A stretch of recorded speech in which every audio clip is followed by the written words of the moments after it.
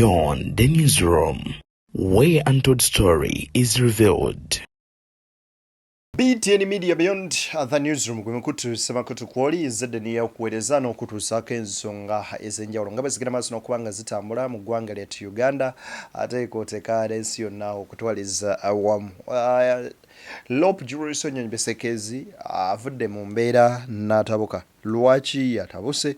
Ebyamuwanga kivumbi byeyongedde okubanga ate bikwata wansi ne waggulu. Bino nno bitabuse naye byonna nsobodde okubanga mbikuŋŋaanya n'okubikutuusaako munywanyi osobole okubanga ate obimanya.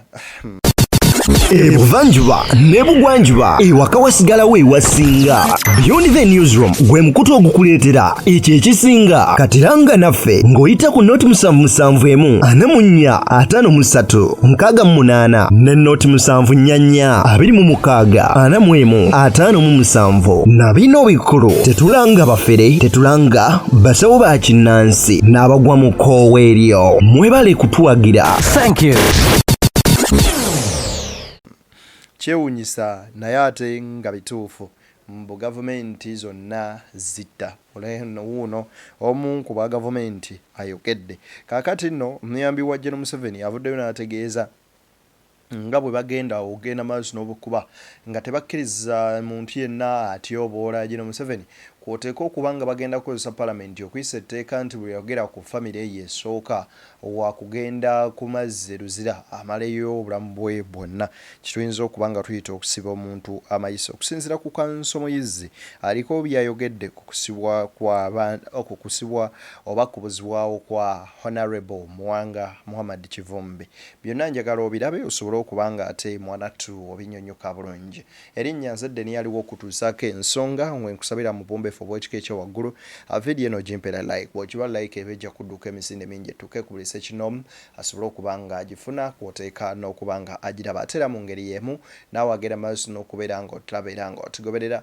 Njagala okujjukiza muganda wange nti tutambula ne banaffe aba MC Mayor oba Friends of MC Mayor bagamba ngenda ku z'omwezi 18 July ono bakutegekedde ekivulu wali eri ku meeting point Uganda Nansana wali abayimbi bangi okuli Lilipazo Gravity Mutuju okuli David Rutalo okuli musajja mukulu amanyikiddwa nga Chris Evans, Raynan Maulana, Khalifa Aganaga n'abayimbi abalala bangi kwoteeka Ziza Bafana n'abayimbi abalala bonna bangi nnyo nnyini ddala. Sasula omutwalo gw'ogumu gwokka oba osasule VIP emitwalo 2 kwoteeka table ya miliyoni 1. Awo nno tuba tujjagera maaso n'okuba nga tunyumirwa butereevu nnyo nnyini ddala. Weewaawo munzikirize ate wano we tuba tugera maaso n'okuba nga tutandikira. Ebigambo bwe biri kansookeeko wano ebigambo bino ebya Leader of Opposition Julius Onyenbesekezi tweyongereyo wawano. Obadde okimanyi nti Uganda yemu kwezi ensi zibagera maaso n'okubeera nga eggwanga lya America zirabula bannansi baalyo obuteetantala zigendamu era Uganda eri ku mwanjo nnyo nnyini ddala. Ngenda bambi kuwa byonna sooka owulirize. I saw an order, and it's now in the public, by the US Department of Health and Human Services. They have banned entry of people from Uganda into their country for 30 days. Now, after the 30 days, they will evaluate whether to extend that order or not. There's numerous other countries, UAE. Our Muslim brothers and sisters have been telling me they are unable to go for Umrah in Saudi Arabia because they can't access. We have not managed this well because the world thinks people are dropping dead of Ebola in Uganda every day. And yet it's not true. So as the health workers are doing their best, we need to do our best as well. Because we are in a precarious situation and it is affecting us. A travel advisory has also been issued by the US. For among other reasons, health. Of course, there is crime, terrorism, and all these different things. And I've seen a disjointedness between government departments. So you find that some who are fighting and they are saying, people, no, the situation is not as bad here in Uganda. And then they don't seem to get support from other departments. So the government departments need to talk to each other. That's why we're having all these challenges.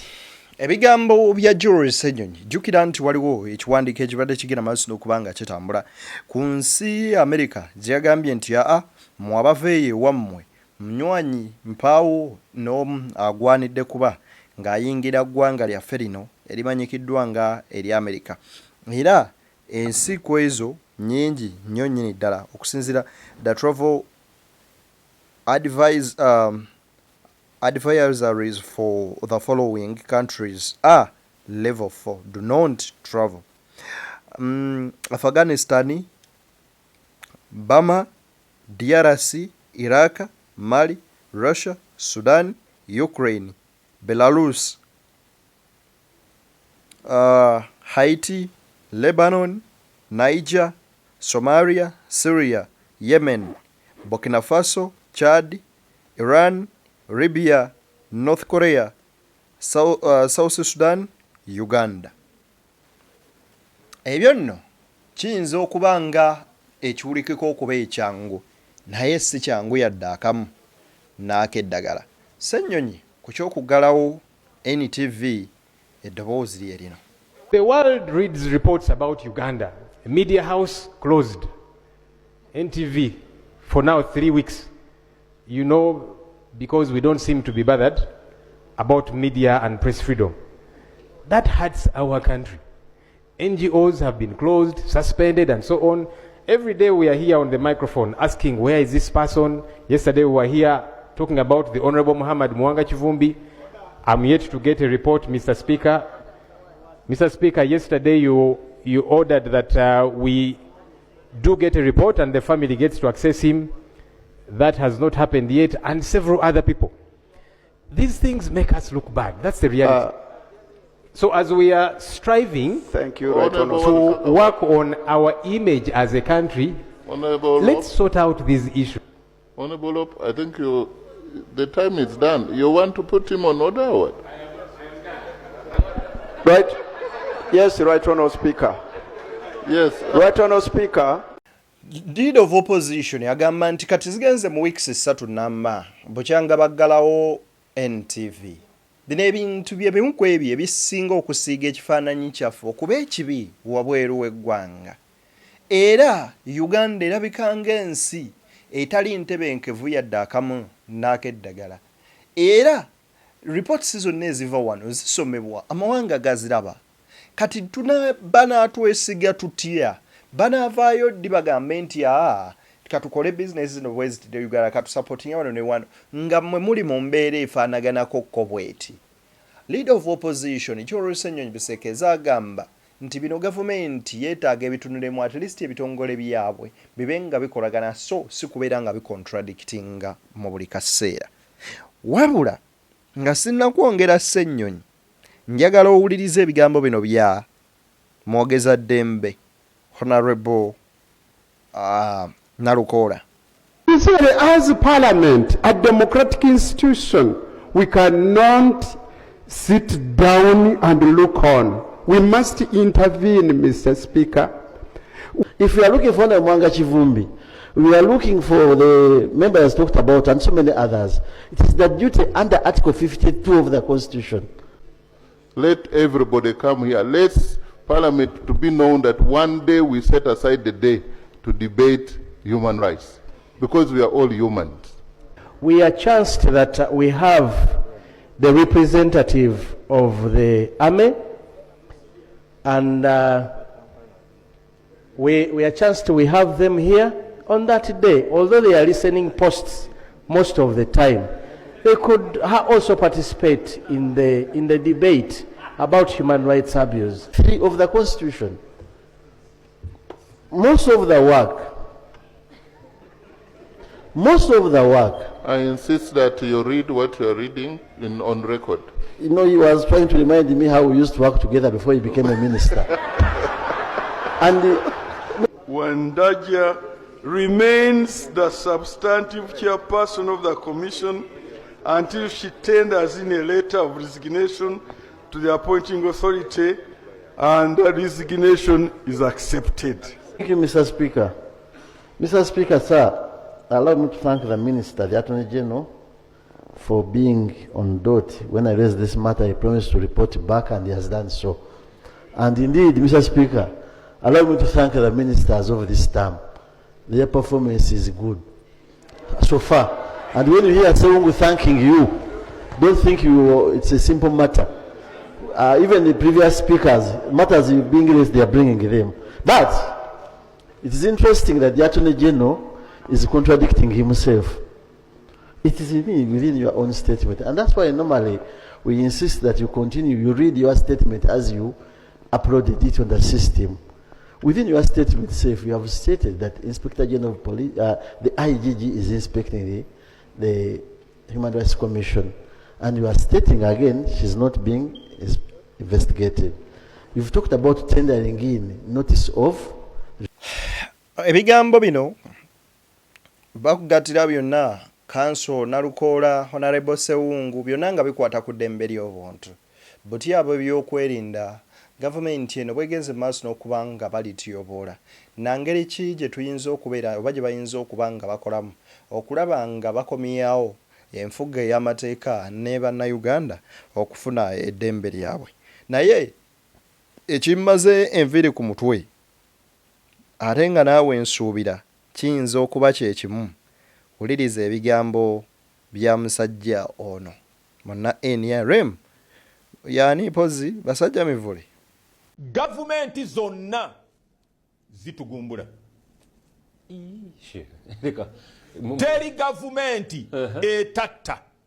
Nga lwachetta. Sazze wano okwogera ebigambo kati byagala kuwulira. Nga lwachetta gavumenti. Buli gavumenti kebere ya America. America egezako ku policing ensi yonna ye police yensi yonna. Bwe bakulaba nti oli threat otiisa gavumenti yaabwe. Oli wa bulabe ne America ekutta. Wagambye nti oluddako tujja kwogera ku lutalo lwa America. Ekimu ku nsonga ezikubya Irani sina kimu nambemu ekikubya Irani bagimanyi nti bwemala nekola bomu namuzisa nuclear basobola ogikuba ku America nesana bajeraliikira kyekigikubya gavumenti zonna zitta Muwanga Kivumbi ne banno okugenda n'ogamba nti Museveni oyo essaawa yonna agenda kufa mukyala we Katonda otegera n'oyogera ebigambo by'okufa president mukyala we n'omwana we ne bakuleka ebeera gavumenti ndala kadima gy'omanyi ku muliraano wano Muwanga Kivumbi senga mulambo ate babasiraamu senga mwamuziise dda naye ndowooza bwana Mivule in Uganda tulina kye bayita freedom of speech. You can say anything. That's freedom of speech. Choyagala okwogera. Togeza n'ovuma. N'ogamba that is freedom. Si kuvuma, mpozi gamba nti togeza n'oyogera because he wasn't abusing. Yagamba nti ebigambo bye nabiwulira bulungi nnyo. Allah yabadde atusaasidde. Mukyala we yabadde agenda. Newenyumiriza mu kufa kwa mukyala w'omukulembeze ne bakuleka. Is that an abuse? Bannange ndi musajja Muganda ekyo si kivumo. Olaba bagamba bugambi nti akwagalize kukomera akwagaliza kufa naye n'oyogera ku mukyala w'omukulembeze ne bakuleka era eno gavumenti mugireke ebeerewo. Muwanga Kivumbi tasobola kulama mu gavumenti endala tasobola kulama nze nkubulidde gavumenti zonna zitta kebere Kenya bagamba nti Moi yattanga ne ku Ruto gezo sirwale gende Tanzania oyogere ebigambo ebyo kuba wasuruhu omukyala afuga Tanzania olabenga onosulawo oli mu Tanzania toli mu Tanzania Muwanga Kivumbi ekiseera ky'ebigambo byo byaweddeko ekiseera ekyo kyaweddeko Muwanga Kivumbi bamanye ebintu byakyuse ebintu by'okuvuma abakulembeze n'okwata microphone Muhoozi mugambye anywa ki ne baddamu kyoyagala okuwulira mugambye Muhoozi anywa biki nga ye CDF teri gavumenti esobola kukuleka era nze ndi musanyufu nti tugenda okufuna sanite empisa n'obuntu bulamu n'obutegeevu n'obugunjufu mu byobufuzi byaffe bibadde bifaafaaganye nnyo. Omanyi bano abaami bagenda mu maaso n'okubanga bwe baba balya balowooza buli muntu n'entegeera ye egendeddeko wabula Kadima ya moderating ze bulungi show eno n'amugamba gwe tunokolereyo ebigambo by'oyogerako nti bye bino Muwanga Kivumbi bye yayogera ebyali eby'okuvuma oba yawemwe oba yakola bw'ati nti yamuvuma. Mu byonna bye yayogera gamba nti Muwanga Kivumbi mu bigambo bye yakozesa ebigambo eby'obukambwe. Oba oliawo yandikakkanyeekokko neggwe bookera ku makya n'otulaga obubi bwa Muwanga n'okuvuma kwe ate ffe nga bannansi tetukulaba kubanga mu byonna bye yayogera ekyamazima amatuufu tuyinza okubuuza Muwanga Kivumbi kivumo ki kyeyamuvuma nti kye kino.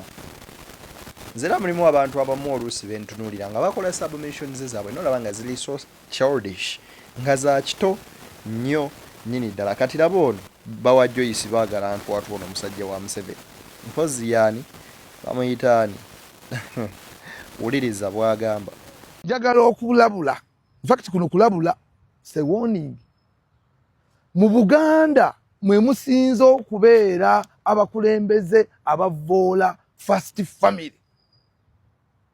Nze ndi mutume wa njawulo envoy. Tusaba abantu bonna abeegwanidde omuze bannabyabufuzi abava mu Buganda abavuma first family okutandikira ddala ku President Museveni. Omuntu yenna nga tugenda okujaguza amatikkira ga Ssaabasajja Kabaka. Omuntu yenna addamu okuvuma President w'eggwanga ng'amuvoola wakusibwa mayisa. Twamaze dde okwogera n'abawaka baffe aba Parliament n'akakiiko akakwakisa empisa kubanga obukiiko mwabulabe bwalondeddwa. Waliwo akakiiko ke bayita aka Presidential Committee mwakawuliddeko. Akakiiko ako twamaze okwogera nabo n'aka discipline ne speaker ngenda mulambula ngenda kumukyalira mulabe next week speaker of Parliament ngenda kutambula mulabe tugenda kutwalayo n'abalangira n'abambejja tumulambula. Omuntu yenna avoola president Mama General Muhoozi n'abalala bannange kiina kukoma mu Buganda. Buganda ffe tusinza okuvuma abaana abawala mu Buganda bowulira nagundi bali ku TikTok boogera ebigambo ebinene ebiyitirivu. Mwawuliddeyo abakyolinga bavuba, mwawuliddeyo abanyankole nga boogera ebigambo boogera tebabimanyi ebigambo ebinene. Twagala okusaba Buganda, njagala okusaba bamala okukwata ate ng'okuba enduulu wi lwaki ovuma? Natunuulira Oweekitiibwa Muwanga Kivumbi ansonyiwa omwogerako naye njagala okunookerayo Muwanga Kivumbi. President etteeka eryakuta gavumenti ya NRM yateekawo etteeka rule of law gy'oyogerako. Ti rule of law ekuwadde etteeka ovunaanyizibwa okuyimbulwa bakweyimiridde bail. Naye ogenda kadaala novoola president waffe ow'eggwanga, a man who sacrificed all his entire life. President Museveni yamala obuvubuka bwe bwonna ng'alwanirira ggwanga lino. President Museveni naye omuntu n'avuma n'atambula butambuzi bw'ati n'agenda mu nnyumba ye neyeebaka n'agamba muvumi, n'avuma maama ovuma waaki? First lady ovuma waaki? Akoze eki? First lady Muwanga Kivumbi ne family yo muyina okuvayo ne mwetondera eggwanga lino okuvoola first lady. Maama talina mutawaana n'omuvuma, maama w'eggwanga. Ate abantu bano abavuma basookereza mpola, basooka Katikkiro. Mwabawulira nga bavuma Katikkiro w'eggwanga, ne bavuma Katikkiro wa Buganda ne bamuvoola naye abamu tebakyaliwo, naye abamu beetonda. Omanyi omuntu yenna bw'aba alina kyayisaawo alina okubaako waakikwasa kisobola okufuna relevance. Mbu basooka kuvuma Katikkiro. Naye bwe tuba tuddayo tutunuulira speech ya Muwanga Kivumbi era omuntu amanyi obulungi olulimi bw'otuuka nti otunuulidde akakiiko akakwasaganya empisa, I think bamanyi ebigambo. Kigambo kimu ku kimu Muwanga Kivumbi bigambo ki byeyayogera ebyali bivuma oba emugamba nti ono yamuwemula ogugambo guno ono n'amugamba bw'ati. Mbu bagenda kukola etteeka nga bw'obagambako osibwa mayisa tekujja babavuma kubanga singa mulwanyisa kuvuma singa fulufiga ali luzira. Bwe muba mwogera ku ekyo singa bano bonna abasajja bammwe be mumanyi obulungi abasiiba wano nga bavuma abantu singa mwabakwata ddaani yali abakutteko nga mwasirika. So naye mu kaseera akalinga bwe katyo ebintu ebifaanaganako bwe biti mwanattu bannayuganda baba babisuubira era tebiba bipya mu matu gaabwe. Byo tebiba bipya. Kanko wano osennyonyi wano kati nnyo tugende. While there's a few government departments that are trying to make sure the image doesn't look as bad, again there are others who I just don't understand. What government does sometimes is it being deleterious to itself. What do I mean? You make us look bad sometimes. Some of you people in government. Mr. Speaker, the world reads reports about Uganda.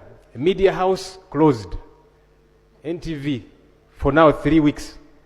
You know, because we don't seem to be bothered about media and press freedom. That hurts our country. NGOs have been closed, suspended, and so on. Every day we are here on the microphone asking, where is this person? Yesterday we were here talking about the Honorable Muhammad Mwanga Chivumbi. I'm yet to get a report, Mr. Speaker. Mr. Speaker, yesterday you ordered that we do get a report and the family gets to access him. That has not happened yet, and several other people. These things make us look bad. That's the reality. So as we are striving to work on our image as a country, let's sort out these issues. Leader of opposition agamba nti government n'ebitongole bya government ebyenjawulo bikoze kinene mu kulaba nga byo byennyini byerabisa n'okulabisa government eno. Soko olire wano Maseruka. How do you treat them? So Muwanga Chumbi yabadde ayogera byonna. Yabadde addressinga bakulembeze. Era wamuwulidde nga addressinga bakulembeze. Ngateekako ne name tags. Oye Muwanga Kivumbi. Ekyokubiri mukama wange. Era ffenna tweraliikirira tugamba omusajja teyategedde nti wano waliwo omuntu omulala atayintataininga style eyo bwetyo. Ekyokubiri omuntu yenna occupying a public office ajja kwogera welcome criticism. Welcome criticism. I'll give an example. Olaba nti kati olaba boogera ku Solomon Kampala. Solomon Kampala kankubuulire teyeesimbanga okwo tasabangako yadde ekifo talina nakyabaagaza naye olw'okuba taata we yeesimbawo okwo Solomon omulaba nga yeekubiza kifaananyi na girlfriend we nti ansi olaba bo bali eri mu bakyala babi kyagulanyi teyeesimbangako okwo tabasabangako yadde ekifo naye olw'okuba oli mwami we for some reason ogenda okusanga abantu nga naye bamwambalidde. Now what about you is occupying a public office tukuwa n'omusolo n'engoye z'oyambala ozijja mu musolo fe abalabirira office? What do you expect? Abantu bwe bakeera ku makyanga bali dissatisfied. Kyova olaba article 29 of the constitution yo inosigalawo ng'eyimiridde the freedom of speech. I have also the freedom to criticize you. Kuba yengeri yokka yengeri yokka but you don't have the freedom to BTN Media Beyond Other Newsroom gwe mukutu semakutu kwoli zikiriza wano wenyini we bansinzirira okubanga ate nkutatu sinkane mu mbuuzi endala mpite tubizangira okubanga nzija nazo. Bye bye.